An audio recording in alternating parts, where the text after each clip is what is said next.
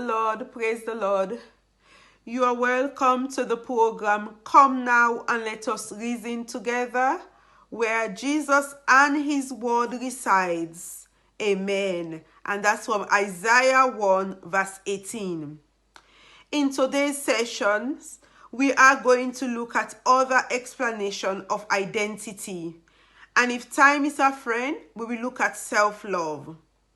This series of identity is huge, so it is important we take our time and don't rush into it so we can understand what God will do for us as we continue to study His Word. In Jesus' name, amen. The topic of identity is important to every individual, family, nation, community, and the question of identity is all about who are you or who you are. So what is identity? The dictionary meaning of identity is the fact of being who or what a person or thing is. Identity can also be your values, your belief. It can derive from your value, your belief, association, the people you associate with, and your authority. I would like to give us a Bible passage which you can read in your own time about the authority of Jesus, and it's from Matthew 21 from verse 23 to 27, and also from Luke 20 from verse 1 to 19. And Mark 7 from verse 1 to 23 gives us an account about tradition which falls under belief. Amen. Identity is very important, and even Jesus had to attest or say who He is. And the Jewish leaders also wanted to know who John the Baptist is, who he is, who are you? We will look at this in the other sessions of Come and Let Us Reason Together. Amen. Identity is when you look at yourself. How do you see yourself in relation to others? Your identity has nothing to do with your job, your career, your status, or your achievements.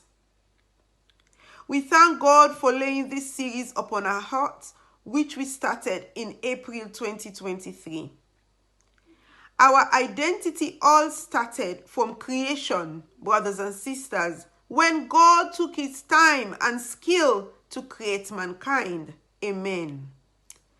That is why I'm praying for any of us that is battling with lack of self-love, that we will receive the presence of God.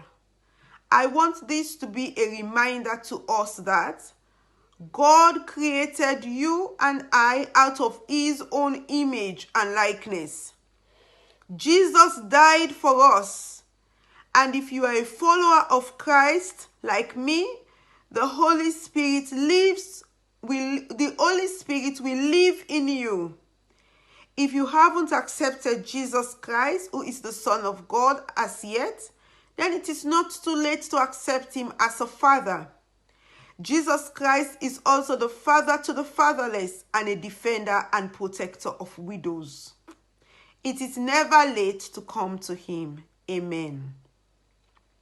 We should always remember that God does not create anything without purpose or intention.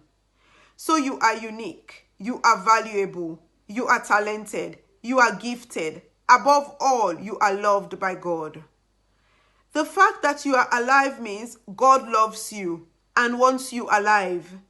You are priceless and His masterpiece. Amen. To tell you that you are worthy, God wants to tell you that you are worthy and your identity matters to Him.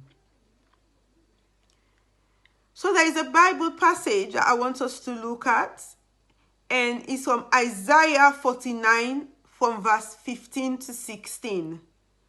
And it says, "Can a mother forget the baby at her breast and have no compassion on the child she has born? Though she may forget, I will not forget you. See, I have graven thee, engraved you on the palms of my hands. Your walls are ever before me. I'm just going to read this again because I want you to know the importance, how you are important to God. So Isaiah 49 verse 15 to 16 says, can a mother forget the baby at her breast and have no compassion on the child she has born? Though she may forget, I will not forget you. See, I have graven thee, engraved you on the palms of my hands. Your walls are ever before me. Amen.